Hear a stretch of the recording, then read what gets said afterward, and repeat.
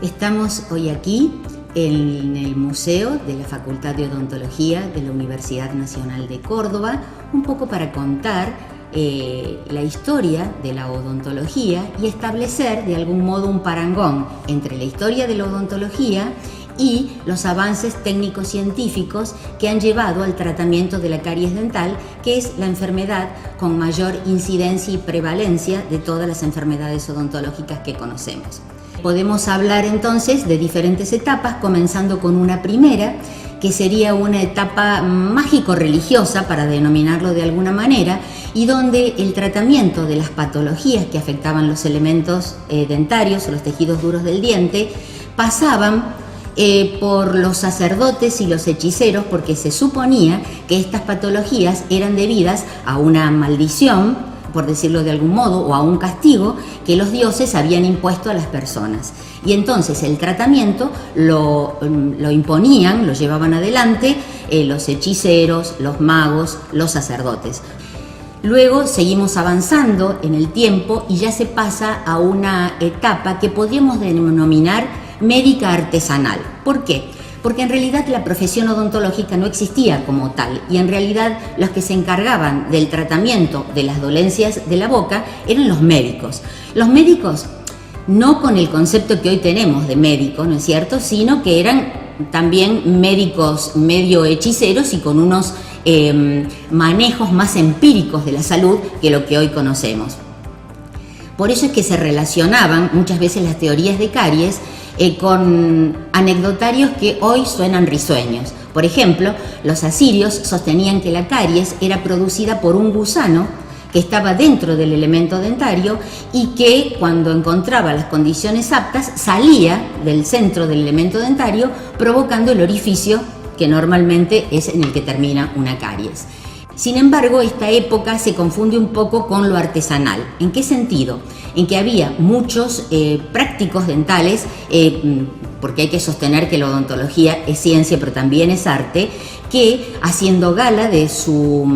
capacidad para manipular algunos artefactos, tallaban los elementos dentarios para luego obturarlas con incrustaciones. Por ejemplo, esto lo hizo Pierre Dionys en Francia, lo hizo Giovanni d'Arcoli en Italia, y así se fue sucediendo los avances en la odontología. Paralelamente a esto, en la América precolombina, la odontología y el tratamiento de las dolencias que afectan el sistema estomatognático, más que nada estaban sometidas a tratamientos con opiáceos, ¿no es cierto?, con derivados medicinales, cuya tendencia era solamente tener un efecto paliativo sobre las dolencias que aquejaban a la boca. Podemos hablar de otra etapa que podríamos denominar transicional, en el cual se mezclan un poco los tratamientos médicos, los artesanales, los cuasi religiosos.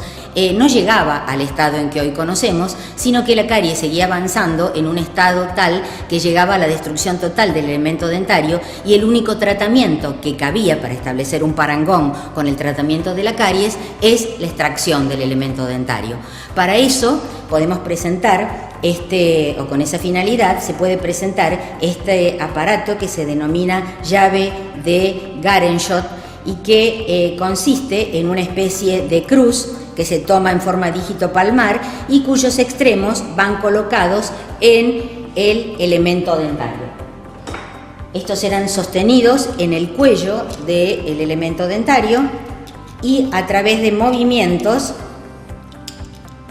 se establecía de este modo, se ajustan con un tornillo que está en la parte de atrás, y con movimientos en este sentido se podía ir aflojando el elemento dentario. Llegamos a la etapa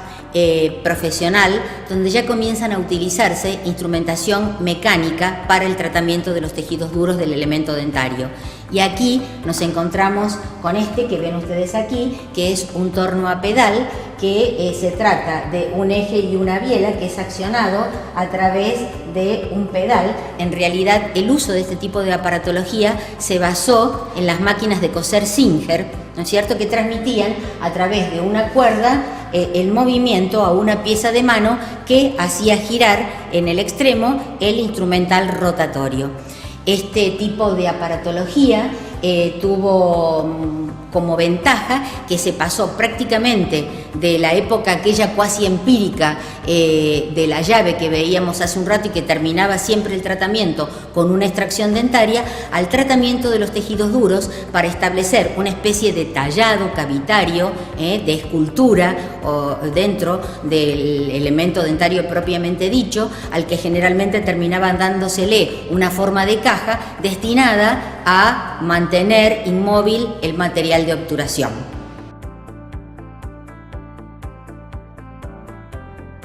Vamos a presentar el primer torno eléctrico que se usó en la historia, que en realidad fue introducido a la profesión odontológica por George Green allá por el año 1874. Este torno comenzó a ser utilizado cuando se popularizó la electricidad en el mundo, ¿no es cierto? Porque en realidad al principio, si bien había sido creado, no todos los odontólogos disponían de electricidad como para poder hacer uso de este tipo de aparatología. Acá en la Facultad de Odontología de Córdoba, estos tornos prestaron su servicio allá hasta como por el año 70. Bien, este es el torno dental, que consta de un motor con una serie que le lleva su electricidad a una serie de poleas conectadas a través de una cuerda y que terminan en una pieza de mano donde se introduce el instrumental rotatorio con un vástago que ustedes pueden ver es bastante largo para ser introducido en el extremo de la pieza de mano y que se ajusta a través de un tornillo que tiene en su parte posterior, lo cual permite que la piedra no se salga y ser utilizado correctamente. De no ser, este tipo de piedras son utilizadas más que nada para trabajos extraorales. Cuando tenemos que trabajar dentro de la boca, normalmente se coloca como intermediario este otro dispositivo que se ve acá, que se conoce con el nombre de contraángulo y que por la forma propia y la angulación que tiene, permite ser introducido dentro de la cavidad bucal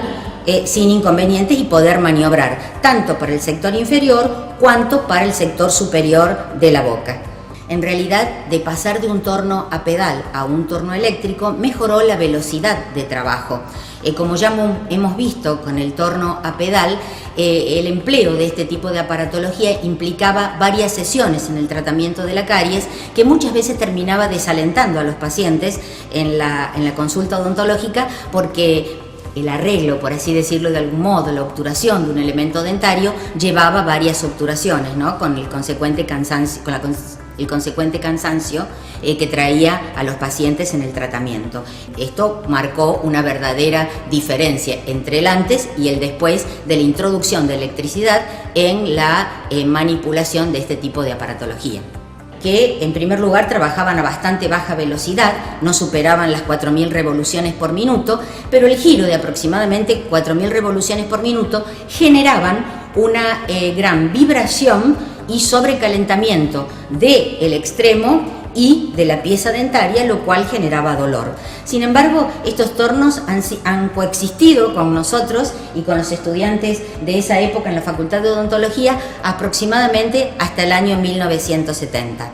Seguimos sosteniendo que la mejor manera de mantener una boca sana es a través de la prevención. Pero bueno, puede haber instancias en que ya la caries está instalada e idealmente hoy con la porotología de la que disponemos, por ejemplo el uso de los micromotores y turbinas que hemos tenido oportunidad de ver, nos permiten hacer técnicas mínimamente invasivas y luego se pueden obturar estas caries, estas preparaciones que hemos hecho en las cavidades, en los elementos dentarios, con materiales modernos que se fijan a través de procesos adhesivos en el elemento dentario y que tienen una particularidad que los diferencia de los anteriores y que son dentocoloreadas, es decir, son del color típico de los tejidos dentarios, entonces prácticamente pasan desapercibidos en la cavidad bucal. De modo que volvemos a sostener la idea de que lo mejor en el tratamiento de la caries dental continúa y seguirá siendo la prevención.